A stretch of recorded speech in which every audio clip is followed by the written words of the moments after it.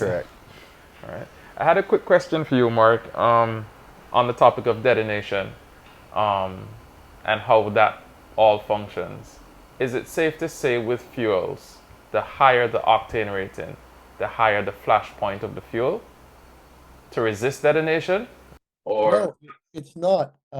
It's and that's a great question, because a lot of times we equate higher octane numbers with more horsepower, and they're not related.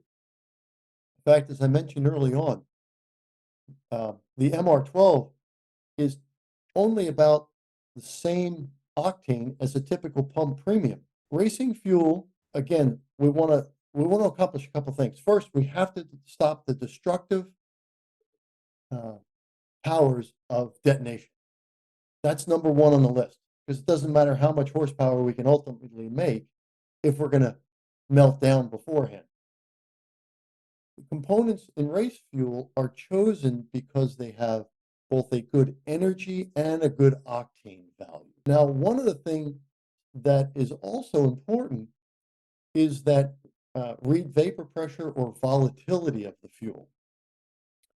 And if you look at the fuels, you mentioned, Paul, the C16 earlier. C16 has one of the lowest read vapor pressures of the fuels that we make. It essentially doesn't like to vaporize.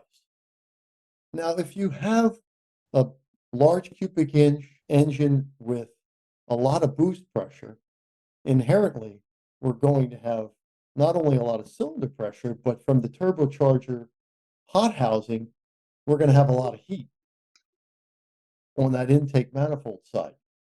So we want to control our the volatility of that fuel.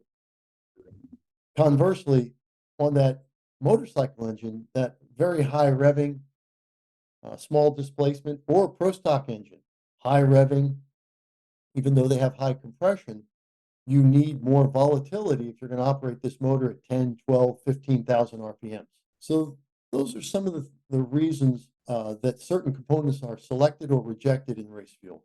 Octane, BTU value, volatility, all considerations.